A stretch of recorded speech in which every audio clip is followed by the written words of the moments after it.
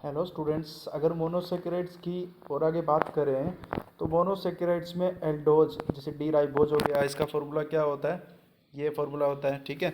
D xylose हो गया और डी अरेबिनोज, ये एल्डोज डी पेंटोज में है।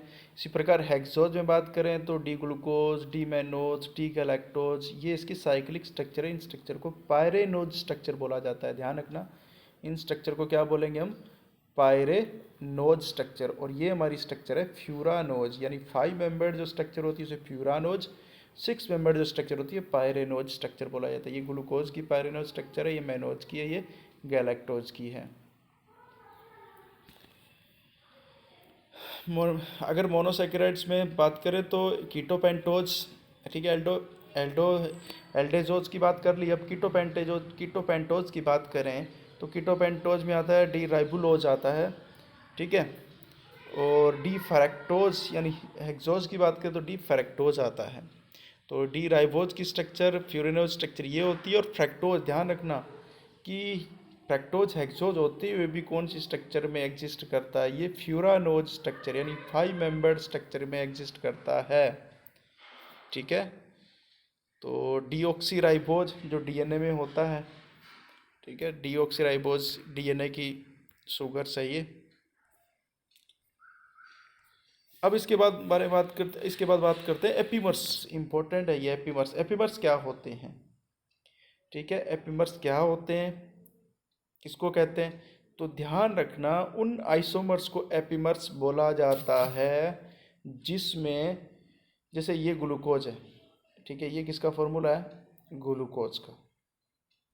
तो ग्लूकोज में कोई भी एक कार्बन, ध्यान रखना, कोई भी एक कार्बन, कौन सा कार्बन, कायरल कार्बन। ग्लूकोज में कोई भी एक कायरल कार्बन का जो कॉन्फ़िगरेशन है वो रिवर्स हो जाए, उसका कॉन्फ़िगरेशन क्या हो जाए, रिवर्स हो जाए। जैसे डी मैनोज, देखो आप, डी मैनोज में क्या है, 2 नंबर का जो कार्बन है ग्लूकोज का, उसमें OH इधर आ गया, H इधर आ गया, ठीक है, तो बना डी मैनोज। तो इसमें केवल एक कार्बन का जो कॉन्फ़िगरेशन रिवर्स हुआ, तो इसे हम बोलेंगे मैनोज जो होता है ग्लूकोज का एपीमर्स होता है, यानी किसी एक कायरल कार्बन का विन्यास कॉन्फ़िगरेशन रिवर्स हो जाए उसे हम बोलते हैं एपीमर्स।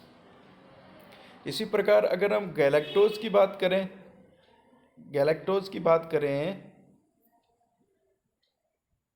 तो गैलेक्टोज में ये हमारा ग्लूकोज है।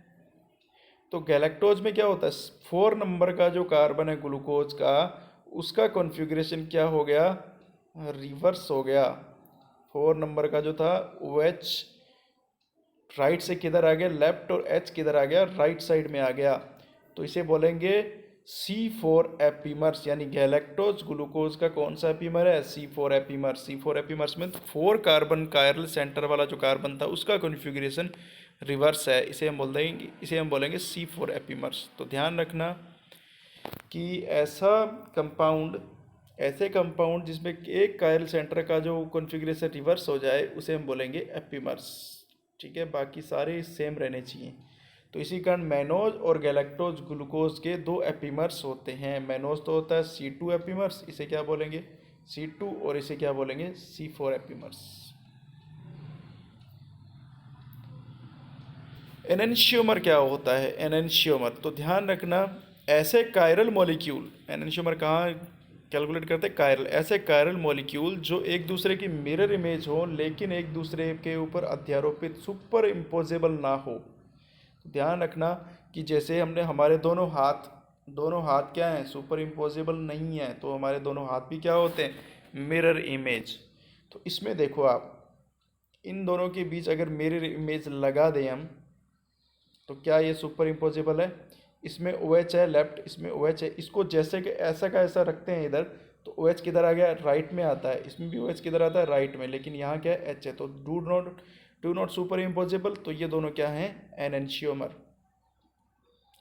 ठीक है। और ये थर्ड जो है, क्या ये एनेंशियोमर है, इसका नो, ये इसकी मिरर इमेज ही नहीं है।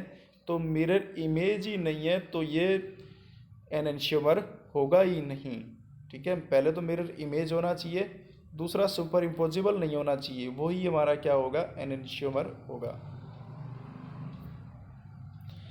अब हम बात करते हैं ग्लूकोज के साइक्लिक स्ट्रक्चर के बारे में। ठीक है, ग्लूकोज की साइक्लिक स्ट्रक्चर। तो देखो, ग्लूकोज की साइक्लिक स्ट्रक्चर इसे हम बोलते हैं 6 मेंबर्ड साइक्लिक स्ट्रक्चर, इसे हम बोलते हैं पायरेनोज स्ट्रक्चर। ध्यान रखना, ग्लूकोज की पायरानोज स्ट्रक्चर।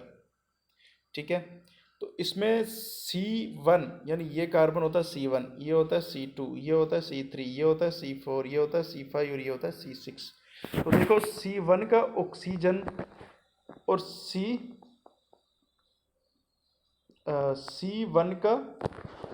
का कार्बन और C5 का ऑक्सीजन ने बॉन्ड बना के इसमें साइकिल बनाता है, रिंग बनाता है। ठीक है, C6 ग्रुप होता है, C6 कार्बन वो क्या है, रिंग के ऊपर है। ठीक है, OH जो ग्रुप होता है C2 का वो नीचे है, C4 का ऊपर है। ठीक है, OH ग्रुप जो होता है C3 का नीचे है। ठीक है, और C1 का जो है वो नीचे है। तो दो फॉर्म होती है ग्लूकोज की इसी OH के आधार पे।